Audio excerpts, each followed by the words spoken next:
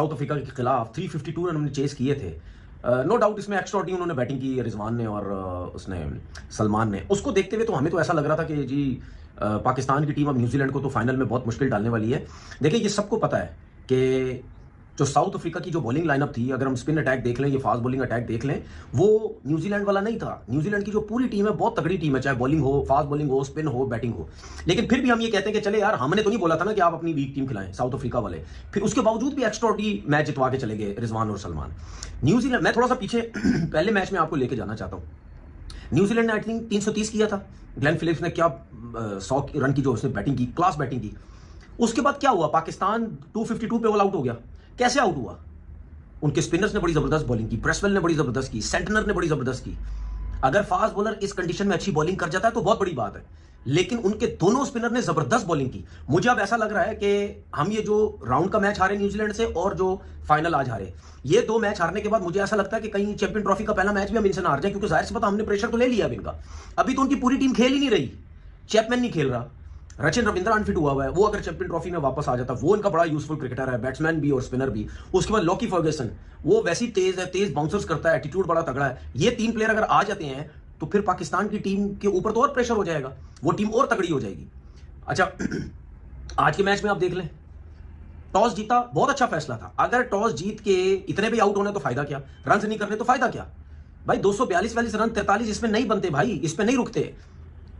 अब मुझे एक बात बताओ कि पहले तो मैं बाबर की बात करता हूं, 29 पे आउट हुए। मुझे यह समझ नहीं आ रही बाबर की कि सेट होने के बाद आप क्यों आउट हो रहे हो, कैसे आउट हो रहे हो भाई। 29 रन पे आप खेल रहे हो, इतने अच्छे बल्ले पे बॉल आ रहा है, तो क्या जरूरत है जबरदस्ती शॉट खेलने की। थोड़ा सेंसिबल हो जाओ यार, थोड़ा टाइम लेके खेलो। 5 चौके आप लगा चुके हो, तो क्या जल्दी जल्दी रन थोड़ी होने हैं यार। अगर आपको एज अ ओपनर भेजा गया है तो आप वो मुश्किल टाइम गुजार देते हो, नया बॉल आप किल कर देते हो, गुजार देते हो, आप उस पर आउट ही नहीं होते। लेकिन जब आप सेट हो जाते हो, आप खुद आउट होके आ जाते हो। पिछले मैच में भी न्यूजीलैंड के खिलाफ आप ब्रेसवेल पे आउट हो गए, आपने फास्ट बॉलर को झेला। आज भी आप क्या बोलते हैं, फास्ट बॉलर पे सामने कॉटन बॉल दे के आगे, दूर था बॉल, आप जबरदस्ती उसको सामने मारने जा रहे हैं। तो यार आप अपनी गलतियों से आउट हो रहे हैं, गलतियों से आप अपनी गलतियों से आउट होके टीम पे प्रेशर भी आ रहा है, आपके अपने ऊपर प्रेशर बिल्ड होता जा रहा है।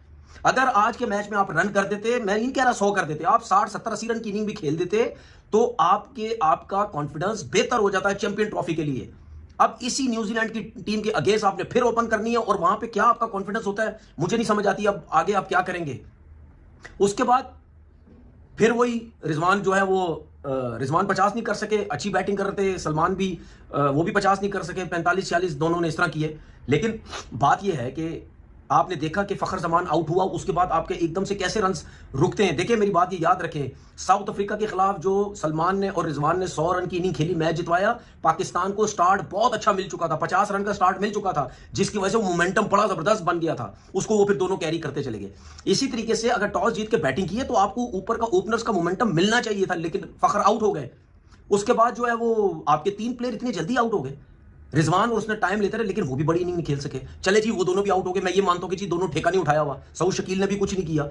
अच्छा एक मुझे एक चीज समझ नहीं आती यार, जो बंदा सेट हो जाता है वो आउट क्यों होता है? जिस तरह मैंने बाबर को बोला, आप तैयब ताहिर की बात कर रहा हूं। तैयब ताहिर साहब, आपने 38 रन पे आप खेल रहे थे, आप अपना आउट होना देखो, आपने जबरदस्ती उसको चलाने की कोशिश की है। जबरदस्ती ऐसा नहीं था कि पीछे बॉल थी, आपने पूरा वॉच किया और आप उसको मिड विकेट की तरफ मारने की, आपने जबरदस्ती पूरा पावर के साथ आपने बड़ा छक्का मारने की कोशिश की और आप मिड विकेट पे आउट हुए। पिछले मैच में भी आप ऐसे ही हुए। क्या जरूरत थी वो मारने की? क्योंकि यार वो 42वें ओवर में आप आउट हो रहे हैं, 42वें ओवर में आप आउट हो रहे हैं और आपके अपने 38 रन भी हो चुके हैं। क्यों आपको शौक नहीं है कि मैं थोड़ा सा और सेंसिबल खेलूं? यार जब विकेट्स नहीं होती पीछे और अगर आप सेट हो गए हो, मुझे तो यार ये पता है कि जब आपके पास विकेट्स इन हैंड होती हैं तब आप 40 ओवर के, आप 30 ओवर से मारना शुरू कर देते हैं। लेकिन जब विकेट्स नहीं होती तो भाई आखिरी 2-4 ओवर तक जाते हैं। आप 42 ओवर में आउट हुए हैं, आप अगर थोड़ा सा 2-3 ओवर और रुक जाते, आराम से सेंसिबल खेलते रहते, 46-47 तक भी आप चले जाते, आपके अपने भी 50 हो जाने थे, और उसके बाद आखिरी 2-3 ओवर में आप और बड़ी हिट्स लगा सकते थे, क्योंकि आप में कॉन्फिडेंस भी आ जाता, 50 भी हो जाता और हिट्स भी लगा सकते थे, और जो कि आप लगा भी सकते हैं। उसके बाद खुशदिल शाह की बात कर लो तो पर्ची डंडा कहां से आ गए है ये, ठीक है। एक मतलब मैं क्या बोलूं यार, एवरेज क्रिकेटर्स को पाकिस्तान टीम में डंडे लगवा के ले आते। आप खुशदिल शाह साहब, आप भी 44वें 45वें ओवर में आउट हुए, तो क्या रुक नहीं सकते? क्या खेलो ना, सेंसिबल खेलो, जाओ ना आखिरी 2-3 ओवर तक जाओ, क्या तकलीफ है? जब एक मौका मिल रहा है खुली डुली क्रिकेट खेलने का, आखिरी 2-3 ओवर तक जाओ, सिंगल डबल करके मारो, उसके बाद कोई कुछ नहीं बोलेगा कि जाहिर पता है जो 2-3 ओवर रह गए उसमें मारना ही है ना, कोई टेस्ट मैच थोड़ी खेलना है। 6 ओवर पहले मार के आउट हो गए। वो फहीम अशरफ साहब, वही पाकिस्तान का बेन स्टोक, 22 रन, 21 बॉलों पे 22 रन, बॉलिंग में हाल चेक कर लो, खाली 2 से 3 ओवर उससे कराए गए। तो भाई 242 रन कर दिए, ठीक है। उसके बाद क्या हुआ? कोई मुश्किल हुई? न्यूजीलैंड को कोई मुश्किल नहीं हुई। पहला शुरू में पहली विकेट जल्दी गिरी, उसके बाद सेंसिबल खेलते रहे विलियमसन और कॉनवे, खेलते रहे, कोई जल्दी नहीं, क्योंकि एंड तक 5 साढ़े 5 की एवरेज चाहिए थी पर ओवर, ठीक है, इकोनॉमी थी, उनको कोई जल्दी नहीं थी। अच्छा जी, मैच थोड़ा सा आगे चलता गया। टॉम लैथम के 3 कैच छोड़े, 3 कैच, और पैथेटिक फील्डिंग भी हो रही थी, सीधे सीधे चौके कराए जा रहे। जब आप उसने 50-56 रन की इनिंग खेली, लेकिन उसमें से उसके 3 कैच छूटे। अगर और जो कैचेस थे वो इतने मुश्किल भी नहीं थे। रिव्यू नहीं लिया, लेग बिफोर हो गया। शाहीन साहब ने सीधा कैच छोड़ दिया, स्विप शॉट मारा, I think square leg, short square leg पे, उधर आई थिंक कैच छूटा। तो भाई जब एक प्लेयर के ऐसी पिच के ऊपर 3 कैच छोड़ोगे तो 50 तो करेगा ना वो यार। मतलब आप क्या समझ रहे थे कि हम वो अगर आराम से खेल रहे हैं, आप लोग बहुत अच्छी बॉलिंग कर रहे हैं, उनके स्पिनर्स ने कितनी मुश्किल आपको डाली हुई थी। और आप अपने स्पिनर्स को देख लो क्या किया जी। सलमान आगा साहब ने, बैटिंग तो एक्स्ट्रा नहीं करता है, एज अ बॉलर आप भी उसको खिला रहे हैं, क्या कर रहा है बॉलिंग में। खुशदिल साहब ने क्या तीर मारा बॉलिंग में, अबरार ने 1 आउट किया, बस। नसीम शाह ने 2 आउट की, शाहीन ने 1 आउट किया। तो ऐसे ऐसे जाओगे चैंपियन ट्रॉफी में? ऐसे कैसे खेली जाएगी चैंपियन ट्रॉफी? मुझे तो समझ नहीं आ रही। तुक्के में रेलू कट्टों से परफॉर्मेंस करवा के जीत गए, वरना ऐसी तो क्रिकेट नहीं खेली जाएगी आपसे। साउथ अफ्रीका के मैच में भी जो हमने 250 रन 350 चेस किया, वो भी एक्स्ट्राऑर्डिनरी हो गया, वरना तो सबको पता था ये तो कर ही नहीं सकती हमारी टीम, 300 क्या 250 रन नहीं कर सकती। और आप देख लो, आपने पहले न्यूजीलैंड के खिलाफ 250 किए, आज 242-43 पे आप आउट हो गए। तो मुझे तो नहीं समझ आ रही कि आप कैसे करोगे। आप चैंपियन ट्रॉफी का मुझे नहीं पता कि क्या आपकी प्लानिंग होगी। प्लानिंग क्या होगी आपके पास, है क्या प्लानिंग होगी? ओपनर वही होने आपके, बाबर आजम और ये फखर जमान, बाकी वही टीम होनी है। सऊद शकील खेल लेगा, नहीं तो कामरान गुलाम खेल लेगा, हसनैन खेल लेगा, नहीं तो आरिस रऊफ आ जाएगा, भाई यही कुछ ही होना है। स्पिनर के पास तो आपके पास कोई है ही नहीं कुछ। खुशदिल शाह से अच्छा है या फहीम अशरफ से अच्छा है?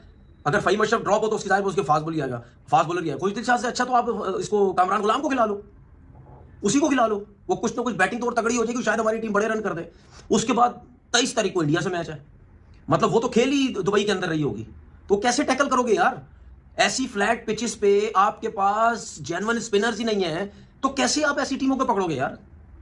मुझे तो नहीं समझ आती क्या सोच के टीम बनाई हुई है, क्या करना चाह रहे हैं क्या। हाँ ठीक है, किस्मत पे छोड़ना तो छोड़ते रहो, जो किस्मत में होता है वो आपको पता नहीं होता, क्या पता कुछ अच्छा ही हो जाए। लेकिन फिलहाल जो हमें नजर आ रहा है, जो हमारी टीम हमें नजर आ रही है, वो तो कुछ भी नहीं है, कुछ भी नहीं है। वो फाइट करके मैच हारते ना तो समझ भी आती। एक चीज और मैं बता दूं कि रिजवान ने अगर टॉस जीत के बैटिंग की है ना ऐसी पिच के ऊपर, तो उसका मतलब ये होता है कि आपकी जो बैटिंग लाइनअप है वो बड़ी फॉर्म में है, बहुत टॉप की परफॉर्म कर रही है, पहले नंबर से लेकर 5वें नंबर तक, जिसकी वजह से आप ये सोचते कि चले यार अब हम जो है हम रन चेस किए जा रहे हैं। तो एक दो वजूहत तो बिल्कुल ही सामने आ जाती हैं। एक ये कि आप अपनी गलती से सीख नहीं रहे, और दूसरा ये कि दूसरी टीम स्किल फैक्टर के पॉइंट ऑफ व्यू से और तीनों शोबों में आपसे बेहतर है। सो पाकिस्तान को 20 से 30% अपनी क्रिकेट को ऊपर लेके जाना है अगर चैंपियंस ट्रॉफी में कुछ नाम कमाना है। मुश्किल हालात इस वक्त इसलिए बन गए हैं कि ये जो पिच थी ये साजगार थी पाकिस्तान की, जिस तरह से स्ट्रैटेजी बनती है होम कंडीशंस में। डबल पेस पिच थी, गेंद रुक भी रहा था, स्पिन भी हो रहा था, और पहले तो रन ज्यादा नहीं किए, वो भी एक डिबेटेबल डिसीजन था कि क्या पहले बैटिंग करनी चाहिए थी या नहीं करनी चाहिए थी, क्योंकि सेकंड टाइम अराउंड चले कंडीशन ज्यादा मुख्तलिफ नहीं हुई थी, मगर फिर भी ओस की वजह से गेंद बल्ले पे आ रहा था और टारगेट भी इतना कुछ खास नहीं था। और यही प्रॉब्लम है कि बैटिंग में जब लंबा टारगेट देना होता है पाकिस्तान वो नहीं देता है, एडवांटेज जब मिल जाता है टॉस जीतने का। और इसी तरह से बॉलिंग में 1-2 विकेट जब ले लेते हैं नए बॉल के साथ, उसके बाद फिर बहुत ज्यादा एक तरह से स्टैटिक सी परफॉर्मेंस हो जाती है मिडिल ओवर्स में, एंड तक ऐसे कुछ काम चलता है। और न्यूजीलैंड को परसेंटेज क्रिकेट खेलने की जरूरत थी बल्ले के साथ, और आपने देखा कि टफ मोमेंट्स में उनमें क्लैरिटी थी, चाहे वो कॉनवे हो या मिचेल हो, चाहे वो टॉम लेथम हो, इन सब ने बहुत ही आराम से, विलियमसन, इन्होंने जो है पार्टनरशिप्स करने की कोशिश की। उनको पता था कि 50 ओवर खेल गए तो मैच जीत जाएगा, क्योंकि टैक्सिंग रन रेट नहीं था, पाकिस्तान को विकेट लेनी थी। और यहीं पे प्रॉब्लम है, मैं पहले भी कह चुका हूं कि पाकिस्तान को 10 विकेट लेनी है अगर वनडे क्रिकेट में नाम कमाना है, और ये विकेटें कहां से मिलेंगी? सो एक स्पेल और एक बर्स्ट अच्छा होता है, उसके बाद स्पिनर्स जो हैं वो उस तरह की जादूगरी नहीं दिखा रहे हैं। अब कहने की बात ये है कि न्यूजीलैंड के स्पिनर्स पाकिस्तानी स्पिनर्स से बेहतर बॉलिंग करके, उनके पेसर्स रुक नया नाम है, नया चेहरा है, 4 विकेट ले गए। और पाकिस्तान ने जब रियलाइज किया कि बाउंसर से वेरिएशंस पे आप ज्यादा इंपैक्टफुल गेंदबाजी कर सकते हैं, वो बहुत लेट हो गया था, क्योंकि जब बाउंसर किए नसीम शाह ने, वो भी एंड ऑफ द स्पेल किया। इसी तरह से शाहीन आफरीदी ने भी जब बाउंसर आजमाया तो वो भी सेकंड स्पेल में आके किया। सो उस वक्त तक कहानी ऑलमोस्ट खत्म हो गई थी पाकिस्तान के हिसाब से। तो तीनों शोबों में न्यूजीलैंड ने वो करके दिखाया जो पाकिस्तान को होम कंडीशंस पे करना चाहिए। तो एक धचका तो है, इसमें कोई शक नहीं है। पाकिस्तान का बॉलिंग कॉम्बिनेशन क्या होता है, पिचेस आईसीसी बनाएगा, सो कैसी पिच पे अब ये खेलेंगे, क्योंकि तेज पिच पे भी या बैटिंग पिच पे भी और डबल पेस पिच के ऊपर भी न्यूजीलैंड दोनों दफा पाकिस्तान से बेहतर खेली है। और जैसे मैंने कहा ना, आजकल की डे एंड एज में अगर आप 2 मैच हार जाते हैं तो बड़ा, एक तो आपका सिस्टम को जोट लगता है, और दूसरा फिर आपको उसके बारे में कुछ करना पड़ेगा, क्योंकि पहला मैच चैंपियंस ट्रॉफी का जो है वो न्यूजीलैंड के अगेंस्ट है, और ये रिच एक्सपीरियंस और एक हाई पे पाकिस्तान को दोबारा मिलेंगे, और पाकिस्तान को फिर कुछ ना कुछ आउट ऑफ द बॉक्स या ऐसी परफॉर्मेंस देनी है जहां पे एक मिरेकल सा वो क्रिएट कर सके, क्योंकि न्यूजीलैंड जिस हिसाब से खेल रहा है, बड़े काम कैलकुलेटिंग तरह से ये खेलते हैं। असल में ये अंडर द रडार चलती है टीम, ज्यादा शोर नहीं मचाते हैं जीतने के बाद, वो चेस्ट थंपिंग तरह की ये लॉट नहीं है, ये काम कर जाते हैं, वर्कमैन लाइक इनकी परफॉर्मेंस होती है, और बड़े बड़े राइवल्स को इसी तरह से शिकस्त दे देते हैं। सो न्यूजीलैंड को बहुत मुबारक इसलिए कि बहुत बड़ी परफॉर्मेंस देके ट्रायंगुलर जीत गए। पाकिस्तान के लिए फिर से सबक है, और सबक यही है कि तीनों शोबों में अपनी गेम को अप करना है। चैंपियंस ट्रॉफी एक बड़ा टूर्नामेंट है, तो उसमें शायद जो एक जज्बा होता है वो खुल के सामने आएगा, और मैं उम्मीद यही कर रहा हूँ कि बड़े मैच में बड़ी परफॉर्मेंस देखने को मिलेगी। इंडिविजुअल लेवल के ऊपर एक दो अच्छी परफॉर्मेंसेस है। सलमान अली आगा की फॉर्म बैट और बॉल के साथ अच्छी है। अबरार की जो बॉलिंग है उसमें और निखार आने की जरूरत है। देखिए, जब आप रेगुलर स्पिनर को खिलाते हैं अबरार जैसे कि, तो मिस्ट्री बॉलर, उनको गेंद तो स्पिन करना है ना, ऐसी 2 पेस पिच पे उनको लपेटे लगे, स्वीप शॉट्स लगी, इंपैक्ट नहीं क्रिएट कर सके, जो कि इस पिच पे उनको करना चाहिए था। इसी तरह से सलमान अली आगा पूरी कोशिश करते हैं, बट वही बात है कि क्या वो उन पे ट्रस्ट किया जा सकता है कि ये 3-4 विकेट पाकिस्तान को दे देंगे या 10 ओवर्स में 20 रन देंगे, जैसे कि सेंटनर ने बॉलिंग की। सो पाकिस्तान को कई जिग्सॉ पजल्स अभी फिल करने हैं, और उससे 2 ओवर कराए हैं, 2 ओवर, ठीक है, बैटिंग और लंबी कर ली। तो एक नॉर्मल फिनोमिना होता है कि जो चीज आपकी स्ट्रांग होती है आप उस पर बैंक करते हैं, यानी कि आपने बैटिंग लंबी करके आपने बैटिंग पहले कर ली। यार, आप बैटिंग पे बैटिंग लंबी करी जा रहे हो तो फिर डिफेंड करें ना, जिस तरह कल के मैच में, पिछले मैच में आपने साउथ अफ्रीका के अगेंस्ट किया है। यार, कुछ समझ से बाहर ये डिसीजन है कोई आपके लेने वाले? यार, हाँ, फाइनल मैच के अंदर आप यार बच्चों वाले डिसीजन लेके जा रहे हैं। फिर आप लोग कहते हैं कि जी अंपायर तनकीद क्या करें, और आप सर तो पूरा आसमान उठा दिया था पिछले मैच के अंदर। फिर वो लोग सही कहते हैं, वो कहते हैं जी आप इसलिए जीत गए कि उनके अंदर जेंसन नहीं थे, साउथ अफ्रीका के पास रबाडा नहीं थे, कॉर्जी नहीं थे, नॉर्जे नहीं थे, इसलिए आपका जो है ना वो कहते हैं तुक्का लग जाता है। फिर आपका जब उनके मेन बॉलर्स खेल नहीं रहे होते हैं और उनका मुंह बंद करने हैं, तो आप उनको अवाम को, ऊपर से आप अवाम को ये कह रहे हैं। रिजवान कह रहे हैं कि जी पूरी की पूरी अवाम जो है पाकिस्तान की वो इनकंसिस्टेंट है। तो यार, कोई खुदा का खौफ खाओ यार, 25% आपकी अवाम जो है वो बीनीथ द पॉवर्टी लाइन है, और आप ये कह रहे हैं कि हमारी अवाम इनकंसिस्टेंट है, हम इस वजह से हार रहे हैं। वो बेचारे मुश्किल से अपना गुजारा करते हैं, रोटी उनको मुश्किल हो जाती है, सुबह शाम मेहनत करके वो अपने बच्चों का पेट पालते हैं। आप उनके पास कोई अपॉर्चुनिटी है ही नहीं। आप प्रोफेशनल प्लेयर्स हैं यार, माशाल्लाह लाखों करोड़ों में आप कमा रहे हैं, महाना 50 लाख रुपए आपकी तनख्वाह है, डेली अलाउंसेस आपके हजारों डॉलर्स में है। उसके बाद एक मैच खेलने का आप लोग वनडे मैच का 6-7-8 लाख रुपए लेते हैं। उसके बाद बल्ले का जो स्टिकर आपने लगाया होता है, एक मैच का 2.5-3 लाख रुपए आप लेते हैं। उसके बाद सेंचुरी परफॉर्मेंस करते हैं, उसके अलग बोनसेस, पेप्सी जो लोगो आपने लगाए होते हैं इधर उधर, उनके अलग पर ईयर आपको पैसे आते हैं। आप अपने आप को एक नॉर्मल अवाम से मिला रहे हैं यार, कि हमारी पूरी की पूरी अवाम ही, हमारा कल्चर ही इनकंसिस्टेंट है। कोई खुदा का खौफ करें यार, आप क्या मैच कर रहे हैं जिन बेचारों को के पास कोई अपॉर्चुनिटी नहीं है, और आप अपने आप को उनसे मिला रहे हैं यार। उन्होंने आपको बोला था भाई इस मैच के अंदर आप टॉस जीत के बैटिंग करें, क्या करें? उन्होंने आपको बोला था जब आपके 3 आउट हो गए थे तो रिजवान ने जो ठक्का लगा लिया।